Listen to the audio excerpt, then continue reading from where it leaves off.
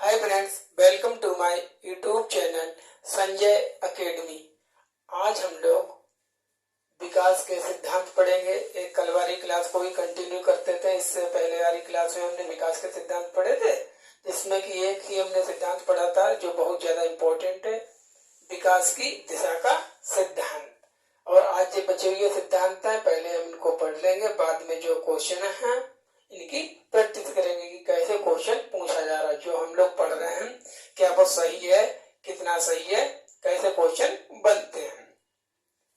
चलिए अपनी क्लास को स्टार्ट करते हैं। एक क्लास सीटेट जुलाई 2024 को टारगेट करके बनाई जा रही है, ठीक है। देखिए सीडीपी का चैप्टर है, chapter number 2, principles of development, विकास के सिद्धांत। विकास के जो सिद्धांत होते हैं, प्रिंसिपल होते हैं, वो 8-10 होते हैं। हमें केवल वो पढ़ने हैं जो बार बार एग्जाम में हमारे सीटेट में या टेट में, सुपर टेट में जो पूछे जाते हैं, उनसे कैसे क्वेश्चन आते हैं। तो चलिए अपनी क्लास को शुरू करते हैं। पहला सिद्धांत ही हमारा क्या है? पहला हमारा सिद्धांत है निरंतरता या सतत विकास का सिद्धांत, प्रिंसिपल ऑफ कंटिन्यूटी।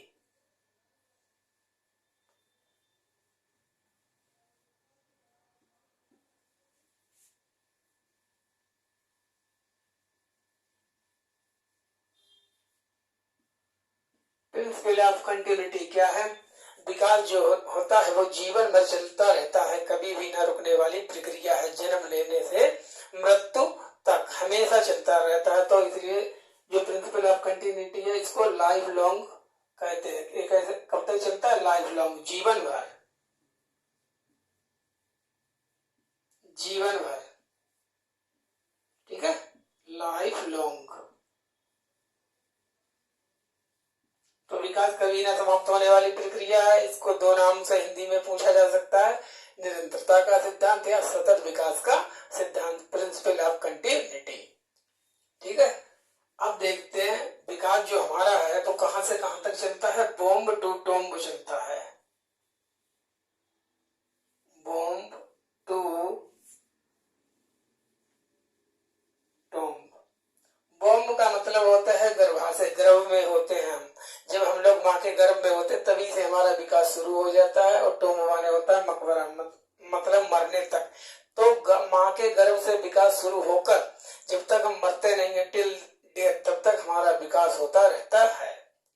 अपने ऊपर अप्लाई कीजिए। देखिए अपने से जोड़ जोड़कर चीजों को पढ़िए। पूरी पेडागोजी और जो सिद्धांत है बाल विकास, चाइल्ड डेवलपमेंट एंड पेडागोजी, नाम ही चाइल्ड डेवलपमेंट, बच्चे का विकास, तो इनको आप पर्सनलाइज करके पढ़िए, अपने ऊपर अप्लाई कीजिए। अब मुझे आप एक बात बताइए, आराम से पढ़ेंगे वो, जिसकी समझ में ना आए वो हमसे कमेंट करके दोबारा पूछ ले क्या समझे। जैसे अपने आप को देखिए, 2 years बिफोर।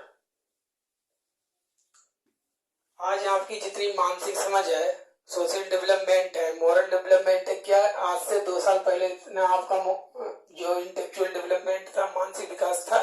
नहीं था। मेरा तो नहीं था। तो क्या हुआ? 2 साल बाद मेरा इतना बढ़ गया। अब आगे की जो 2 साल आएंगी, या जैसे जैसे टाइम बढ़ता चला जाएगा वैसे वैसे हमारा विकास भी आगे बढ़ता चला जाएगा। तो इसे ही कहते हैं निरंतरता या सतत विकास का सिद्धांत, प्रिंसिपल ऑफ कंटिन्यूटी। बस इतना ही आपको इसमें ध्यान रखना है। चलिए दूसरा देखते हैं। देखिए अभी हमारी जो बोर्ड पर राइटिंग है वो ज्यादा अच्छी नहीं है, लेकिन धीरे धीरे हम इसको इम्प्रूव कर लेंगे, हम अपना विकास कर लेंगे लिखने का, ठीक है। तो दूसरा हमारा क्या है? व्यक्तिक विभिन्नताओं का सिद्धांत, principle of individual difference, most important. Individual difference, principle of individual difference.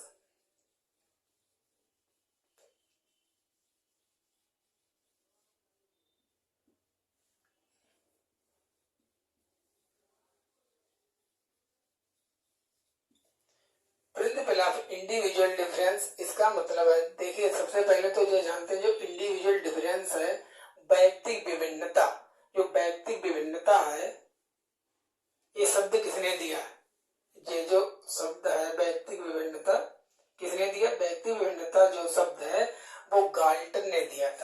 Down कर लीजिए, गाल्टन, ठीक है।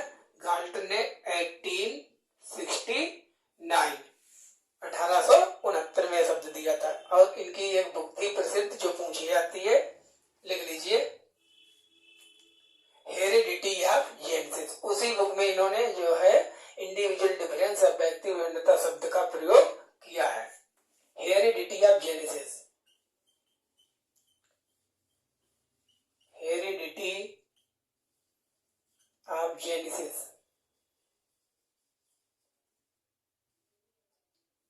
ठीक है।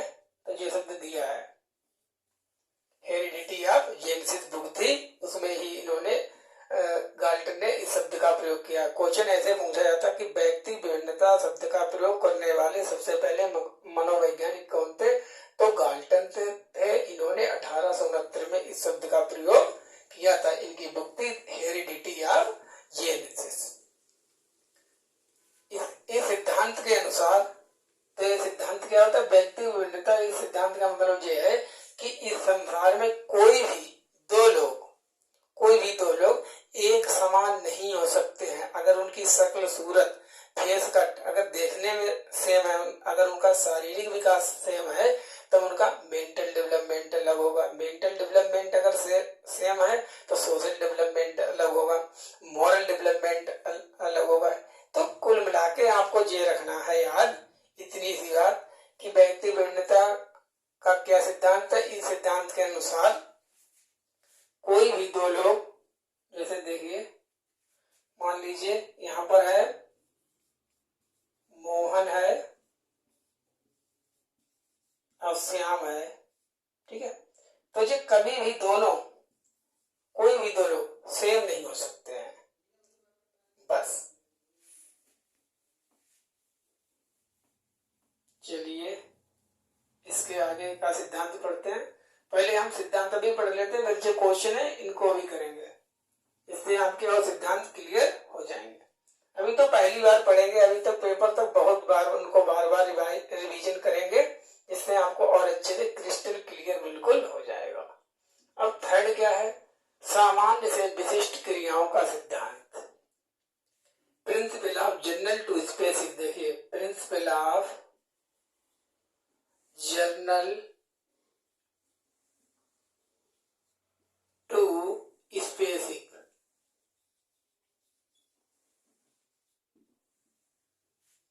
सामान्य से विशिष्ट।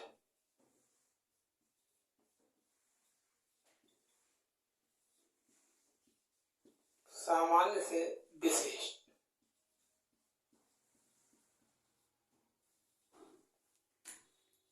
पेपर में पता क्या आ जाता है, विशिष्ट से सामान्य। तो ध्यान रखना, सामान्य से विशिष्ट होता है।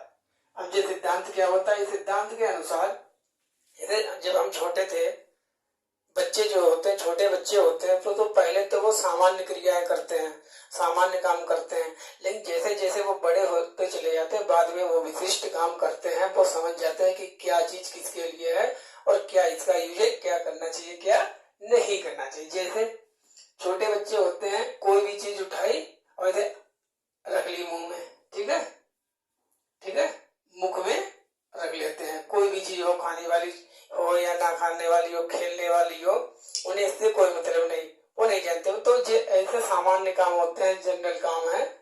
लेकिन जब वो बड़े हो जाते हैं तो वो जान जाते हैं कि नहीं, इस चीज को खाना नहीं है। जैसे जब मार कर है तो इसको नहीं मुंह में देना है, जो खाने वाली चीज है उसी को मुंह में देते हैं। तो यही काम है, बस इसको इतना ही ध्यान रखना है कि जो बच्चे पहले सामान्य क्रियाएं करते हैं, बाद में विशिष्ट क्रियाएं करते हैं। अब वो जान गए हैं कि कौन सी चीज हमको खानी है, कौन सी चीज नहीं खानी, क्या हमारा इसके लिए यूज है, क्या नहीं है। बस देखिए, टू द पॉइंट होकर पढ़ रहे हैं और एग्जाम को ओरिएंटेड करके पढ़ रहे हैं। वैसे पढ़ने को तो आप 2-4 साल पढ़ते रहो, सिद्धांत इतने इतने डीप है, इनके अंदर रिसर्च करते रहो, लेकिन उनसे अपना कोई मतलब नहीं है। अपने को टू द पॉइंट होकर बस एग्जाम को क्लियर करना। एग्जाम में क्या आता है, समझना है उस चीज को, ज्ञानबाजी नहीं ज्यादा उखाड़नी है।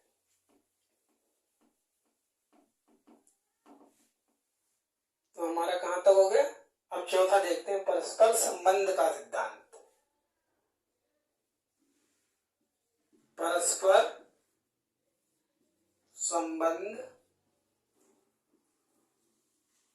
संबंध का सिद्धांत, प्रिंसिपल ऑफ इंटर रिलेशनशिप।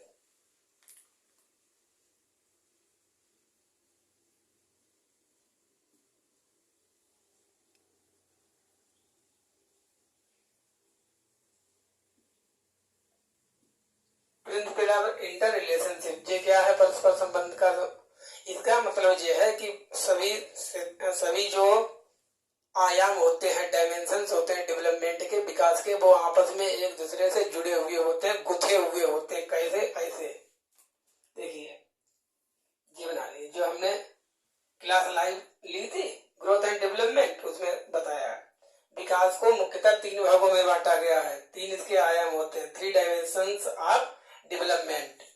सबसे पहले शारीरिक, फिजिकल, इनका क्रम भी यही है।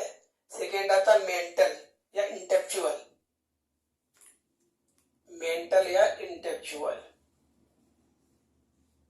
मेंटल डेवलपमेंट, और सबसे लास्ट में आता सोशियो इमोशनल डेवलपमेंट, सामाजिक संवेगात्मक विकास। Socio emotional development, socio emotional development. तो ये सभी आयाम, विकास के तीनों आयाम मुख्यतः आपस में जुड़े हुए होते हैं। इसका मतलब ये है, अगर कोई बच्चा है, अगर किसी का शारीरिक विकास अच्छा हुआ है, ऐसे ध्यान रखना, सबसे पहले क्या होता है बच्चे का? शारीरिक विकास, उसके बाद मेंटल डेवलपमेंट, उसके बाद सोशियो इमोशनल डेवलपमेंट। ऐसा इनका क्रम है, ये सीक्वेंस भी आता है। ठीक है, तो ये क्वेश्चन है वो आप तो मैंने मेंशन नहीं किया है, बाद में करवाएंगे जब प्रैक्टिस करेंगे। सीटेट में पूछा गया था कि निम्नलिखित में से विकास को मुख्यतः कितने भागों में बांटा गया? तो मुख्यतः विकास को 3 भागों में बांटा गया। कौन कौन था? शारीरिक विकास, मानसिक विकास और socio emotional development. Socio emotional का मतलब होता है सामाजिक संवेगात्मक विकास। तो अगर कोई बच्चा है, अगर उसका मेंटल डेवलपमेंट अच्छा है, मानसिक विकास अच्छा है, तो ऐसा माना जाता है कि उसका जो है सोशियो इमोशनल डेवलपमेंट भी अच्छा होगा और फिजिकल डेवलपमेंट भी अच्छा होगा। जो तेज बुद्धि वाले बच्चे होते हैं उनका शारीरिक विकास भी अच्छा होता है, मोरल डेवलपमेंट भी अच्छा होगा। ऐसा है, तो विकास के सभी आयाम आपस में जुड़े हुए हैं। इसे ही कहते हैं प्रिंसिपल ऑफ इंटर रिलेशनशिप, परस्पर संबंध का सिद्धांत। आई होप क्लियर हो गया होगा। चलिए इसको इरेज करते हैं। आप लोगों को एक रफ कॉपी लेके बैठनी चाहिए, जैसे हम लिख रहे हैं ऐसे उस पर लिखते जाओ। देखिए, जो चीज अपने आप से लिख लिख कर हम करते हैं वो हमें ज्यादा जल्दी से याद होती है और परमानेंट होती है। किसी भी चीज को एक बार में ही इतने अच्छे से पढ़ लो कि बस दोबारा में उसको देखना पड़े, बस क्लियर। चलिए, और हमारा क्या है? फिफ्थ है हमारा एकीकरण का सिद्धांत। एकीकरण का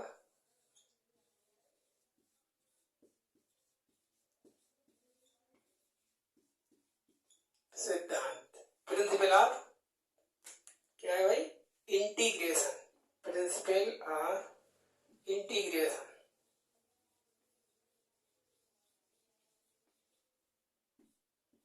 प्रिंसिपल ऑफ इंटीग्रेशन का मतलब जो है, सबसे पहले हम पूरे अंग को चलाना सीखते हैं, उसके बाद उसके छोटे छोटे अंगों को चलाना सीखते हैं। जैसे हमने कल जो पढ़ा था, विकास के अधोगामी सिद्धांत, शीर्षगामी सिद्धांत, principle of proximal distal and principle of cephalocaudal. उनके देखो, सुपेलोकॉर्डल था मतलब मस्तकाधोमुखी विकास का सिद्धांत था कि हमारा जो विकास है वो सिर से पैर की ओर होता है, ऊपर से नीचे की ओर होता है।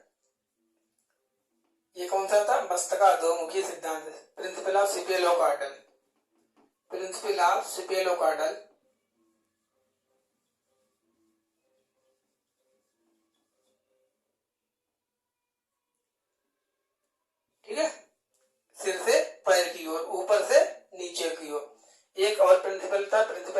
प्रोक्सिमोडिस्टल। देखिए अभी हम आता तो है लेकिन जब बोर्ड पर लिखते हैं तो बहुत सी चीजें मिस हो जाती हैं, इसलिए धीरे धीरे आराम से लिख रहे हैं। देखिए मैं आपको बता दूं, मैं गलत आपको कुछ भी नहीं पढ़ाऊंगा। अगर नहीं आता होगा तो मैं आपके सामने बता दूंगी कि मुझे ये चीज नहीं आती है, अगले दिन देख के बता देंगे। देखिए गलत मत पढ़ाओ, आराम से पढ़ो। मुझे जितना आता है मैं उतना आपको सिखा रहा हूं। तो बोर्ड पर लिखते टाइम मिस्टेक हो जाएगा तो उसके लिए सॉरी। सेकंड क्या था, प्रिंसिपल ऑफ प्रोक्सिमोडिस्टल, PROXIMODISTAL,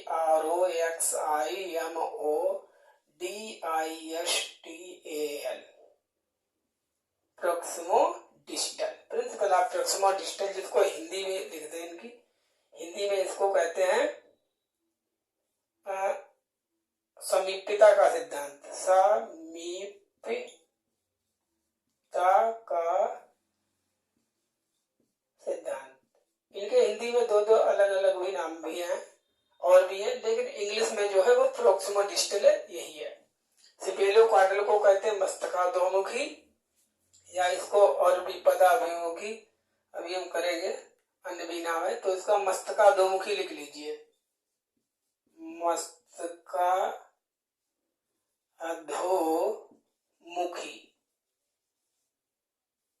मस्तकाधोमुखी विकास का सिद्धांत। अब आ जाइए अपने टॉपिक। तो प्रोक्सिमोडिस्टल जो था कि विकास जो हमारा होता है वो अंदर से बाहर की ओर होता है। ये मेन बॉडी पार्ट है, ठीक है। तो विकास यहाँ से पेट से शुरू होकर धीरे धीरे ऐसे ऐसे आता हुआ बाहर की ओर होता है। तो सबसे पहले जो है हमारे पूरी हम जो आरंभ है इसको चलाना सीखते हैं। एकीकरण का यही सिद्धांत है। सबसे पहले बड़े अंगों का प्रयोग करते हैं, बाद में उसके बाद छोटे छोटे अंगों का प्रयोग करना सीखते हैं। जैसे सबसे पहले हमने इसको चलाना सीखा पूरे आरंभ को, उसके बाद हाथ को, ठीक है। अब उसके बाद उंगलियों को चलाना सीखा, तभी तो लिखना हमको बाद में आता है। जिसमें कल हमने क्वेश्चन भी पूछा था आपसे, किया था सीटेट में, कि कोई भी बच्चा है सबसे पहले गिलास को पकड़ना सीखता है, मान लो डिस्टर को पकड़ना, इसके लिए मुझे किसकी जरूरत पड़ी, हाथ की। पूरे देखिए पाम भी है और फिंगर है, ऐसे करके सब। तो सबसे पहले गिलास को पकड़ना सीखता है, बाद में पेन को पकड़ना सीखता है, मतलब लिखना सीखता है। क्योंकि पेन को पकड़ने के लिए क्या चाहिए, हमारी फिंगर पर कंट्रोल होना चाहिए। तो एकीकरण का सिद्धांत ये है, सबसे पहले हम बड़े अंगों का प्रयोग करते हैं, बाद में छोटे अंगों का प्रयोग करते हैं, बस यही है प्रिंसिपल ऑफ इंटीग्रेशन। आगे करेंगे क्वेश्चन तब और आपको बता देंगे इसके बाद। चलिए इरेज करते हैं इनको। इतनी बार लिख लिख कर देख लो आराम से, हमारे साथ अगर जुड़े रहिए आप, कि यही आपको याद हो जाएंगे पेपर। तो कोई स्पेशली लेकर बैठकर प्रैक्टिस करने की जरूरत ही नहीं होगी। इसके बाद क्या है, मोस्ट इंपॉर्टेंट, वर्तुलाकार गति का सिद्धांत। ये समझ लीजिए, ये थोड़ा डिफरेंट है। वर्तुलाकार,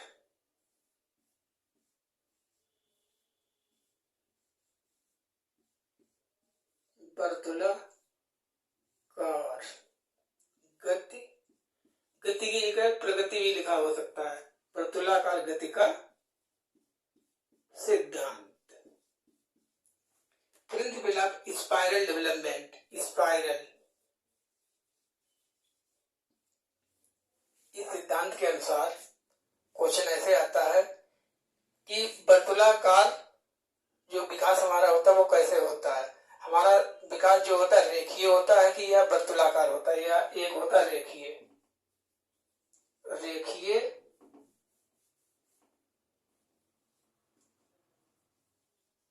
रेखीय या लंबवत। क्वेश्चन ऐसे पूछा जाता है कि हमारा विकास कैसे होता है, कैसा होता है, रेखीय होता है या लंबवत होता है। रेखीय या लंबवत एक ही बात है, या वर्तुलाकार होता है। तो हमेशा ध्यान रखना है जो विकास होता है वो वर्तुलाकार होता है। अब वर्तुलाकार होता है इसका मतलब क्या, देखिए बताएं। जो रेखीय का मतलब है ऐसे, जैसे कल जो हमने बताया था मेन तो टॉर्सो, ये वाला भाग विकास ऐसे से सीधे डायरेक्ट होता चला जाए। लंबवत का मतलब केवल ऐसे ही रेखीय, ठीक है। और जो स्पाइरल का मतलब होता है जो विकास है, आपने बुक में ऐसा एक चित्र बना हुआ देखा होगा।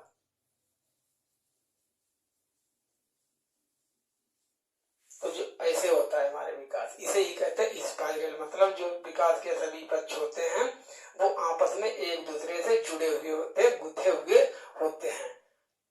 तो हमारा विकास कैसा होता है, ये बात ध्यान कर लो। लंबवत होता है कि रेखीय होता है कि वर्तुलाकार होता है। विकास, हमारा जो विकास है, जो बच्चे का विकास है, वो वर्तुलाकार होता है, स्पाइरल होता है। स्पाइरल का मतलब क्या होता है, ऐसे ऐसे बच्चे का विकास होता चला जाता है। मतलब ये है कि जैसे अगर कोई भी हमारा डेवलपमेंट हुआ, सभी जो डेवलपमेंट के आयाम है वो इंटरकनेक्टेड होते हैं, इंटर रिलेटेड होते हैं, और इस तरह से उनका विकास होता है, ना कि रेखीय रूप से ऐसे होता है। चलिए आज हमने इतने सिद्धांत इसके पढ़ लिए विकास के। अब जो प्रीवियस ईयर में क्वेश्चन पूछे गए उनकी प्रैक्टिस करते हैं।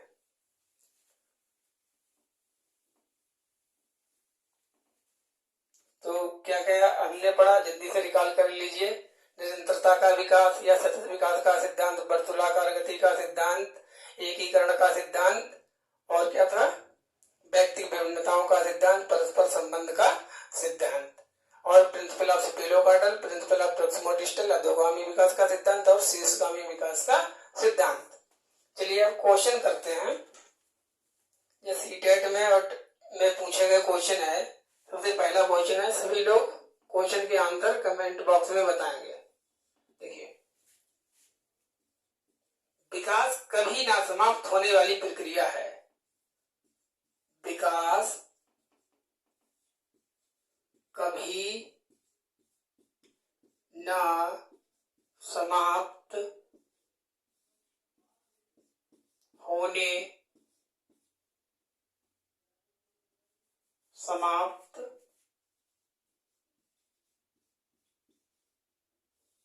विकास कभी भी न समाप्त होने वाली प्रक्रिया है।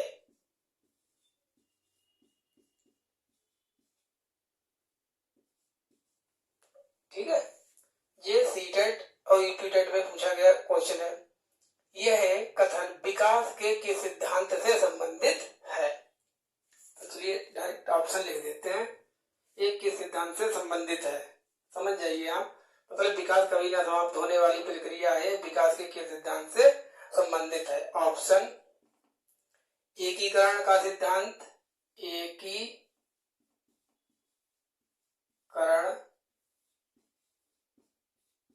का सिद्धांत। बी है निरंतरता का सिद्धांत, निरंतरता का सिद्धांत। सी क्या है हमारा, परस्पर संबंध का सिद्धांत, परस्पर संबंध का सिद्धांत। और डी ऑप्शन है हमारा परिमार्जिता का सिद्धांत, परिमार्जिता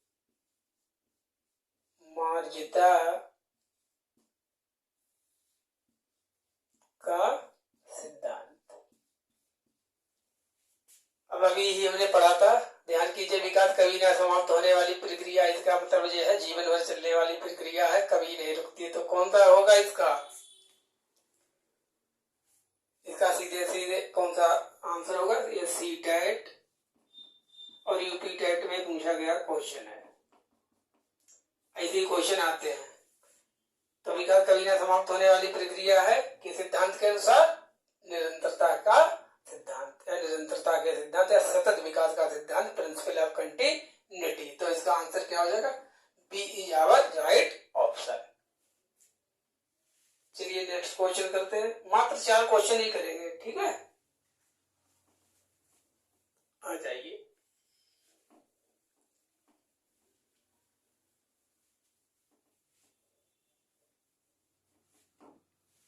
नेक्स्ट क्वेश्चन है क्वेश्चन नंबर 2। विकास की ओर बढ़ता है, विकास डॉट से डॉट की ओर बढ़ता है, की ओर बढ़ता है।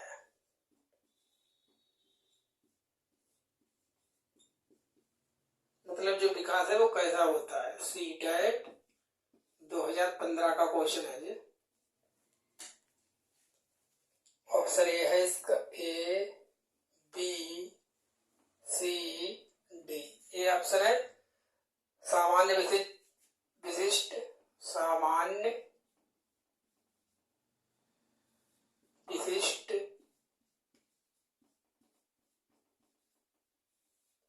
विशिष्ट सामान्य,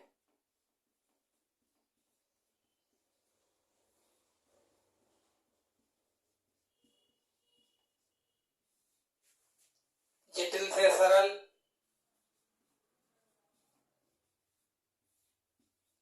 जटिल से सरल, और एक क्या है, साधारण आसान। साधारण, मैं बिल्कुल वही लिख रहा हूं जो जो ऑप्शन जैसे करके आईजीटी सेम जो क्वेश्चन पूछा गया, जिससे आपको पता चले कि यहाँ ऐसे क्वेश्चन आते हैं, साधारण आसान। तो बताइए भाई, विकास कैसे कहां से कहां की ओर होता है? विकास से बढ़ता है, की ओर बढ़ता है, किसकी ओर बढ़ता है?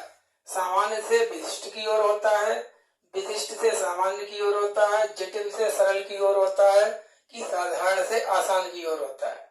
तो अभी हमने क्या पढ़ा था, जो विकास है हमेशा माइंड में सेट कर लीजिए, वो सामान्य से विशिष्ट की ओर होता है, सामान्य, जनरल टू स्पेसिफिक।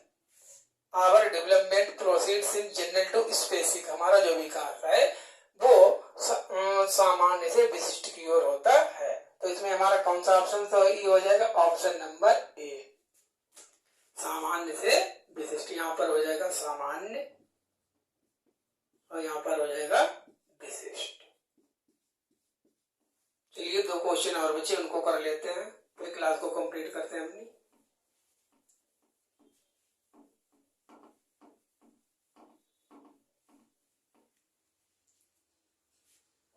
एक क्वेश्चन पूछा गया, देखिए ऐसे आते ही है हिंदी, बिल्कुल वही हिंदी लिखी है जो पूछी गई है। विकास का सिरा पदाभिमुख, लिख लीजिए, विकास का सिरा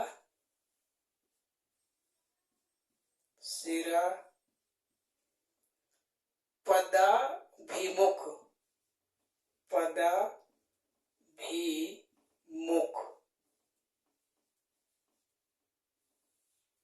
विकास का सिरा पदाभिमुख दिशा सिद्धांत व्याख्या करता है कि, दिशा सिद्धांत, दिशा सिद्धांत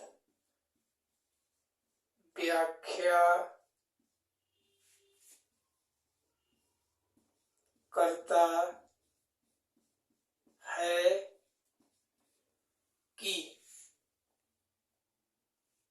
विकास इस प्रकार आगे बढ़ता है, कि विकास इस प्रकार आगे बढ़ता है। कैसे भाई आगे बढ़ता है? अब ऑप्शन, ये वही लैंग्वेज है, स्टैंडर्ड लैंग्वेज जो सीटेट के पेपर में लिख के आती है। A option, B, C, D. ये है सामान्य से विशिष्ट कार्यों की ओर, सामान्य, जिसको आता है वो आंसर करें, सामान्य से विशिष्ट की ओर,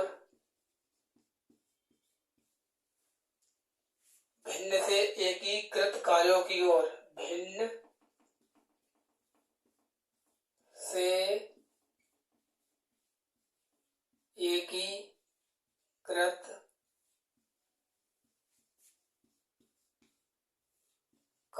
की ओर, सिर से पैर की ओर, सिर से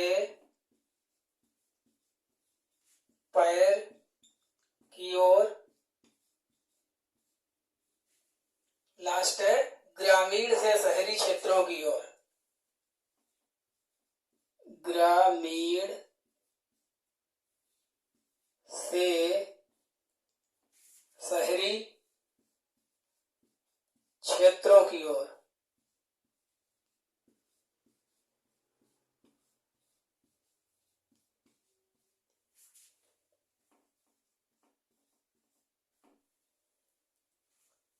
सीटेट P1 2016, सीटेट P1 2016।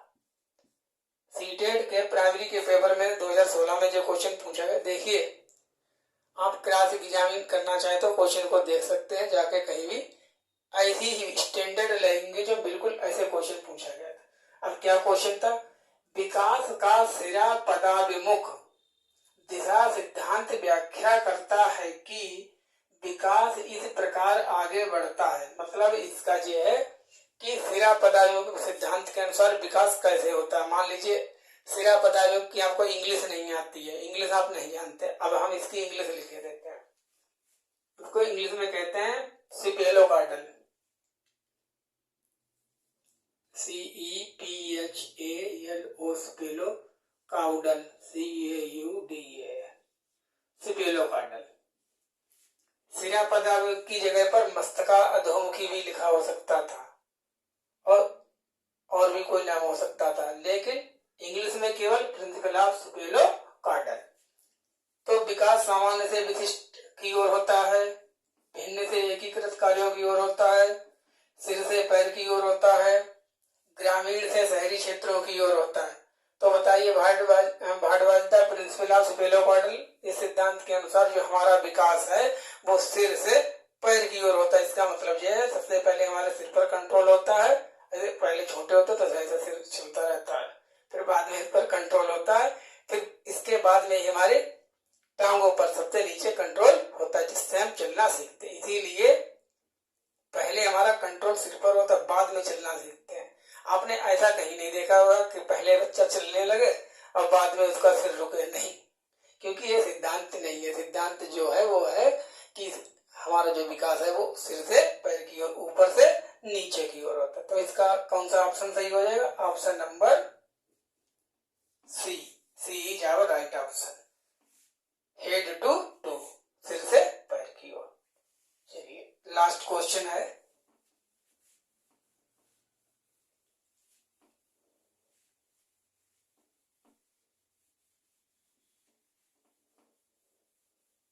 सिपेलोकार्डल और प्रॉक्सिमा डिस्टल अगर आप पहली बार पढ़े होंगे तो एक दो बार डिफरेंट लगेंगे, बहुत ईजी है, तो एक बार प्रैक्टिस करेंगे हो जाएगा। लास्ट क्वेश्चन है, इसके बाद कंप्लीट करते हैं।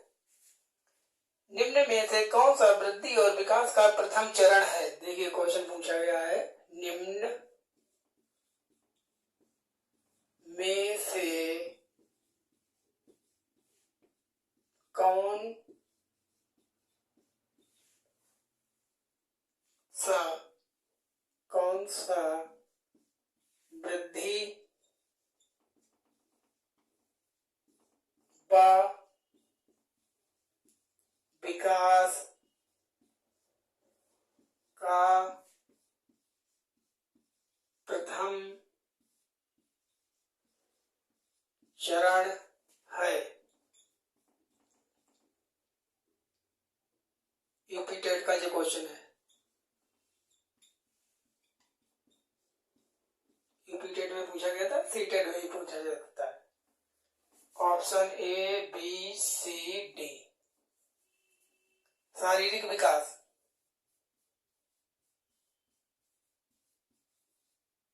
शारीरिक विकास, मानसिक विकास,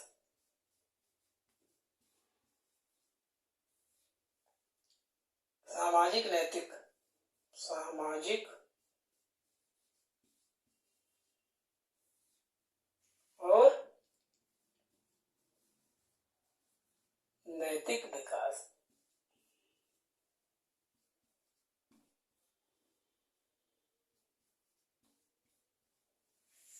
क्वेश्चन ये है, निम्न में से कौन सा वृद्धि व विकास का प्रथम चरण है? मतलब ग्रोथ और डेवलपमेंट के लिए कौन से हमारा पहले विकास होना चाहिए? जो इससे पहले अभी हम बता रहे थे 3 सर्किल बना के कि विकास को मुख्यतः 3 आयामों में बांटा गया है। तब पूछा जा रहा है कि वो कौन सा पहला है सीक्वेंस जो अभी हमने बताया, तो शारीरिक विकास, मानसिक विकास, सामाजिक विकास, नैतिक विकास, physical development, mental development, social development and नैतिक विकास। इसको कहते हैं I think moral development, ethical development या मॉरल डेवलपमेंट। सामाजिक विकास को सोशियो इमोशनल डेवलपमेंट भी कहते हैं, सामाजिक संवेगात्मक विकास भी कहते हैं। तो सबसे पहले जो हमारा विकास होता है वो होता है शारीरिक development, physical development. Physical development के बाद कौन सा होता है? Mental development, intellectual development. उसके बाद ही हमारा होता है सोशलाइजेशन, सामाजिक विकास, सोशियो इमोशनल डेवलपमेंट। तो इसका कौन सा राइट ऑप्शन होगा? ऑप्शन नंबर ए, शारीरिक विकास। आज हमने 4 क्वेश्चन की प्रैक्टिस की। कैसा लगा मेरा मेथड? क्या कमी है बिल्कुल बताएं, जिससे हम उस चीज को इम्प्रूव कर पाए।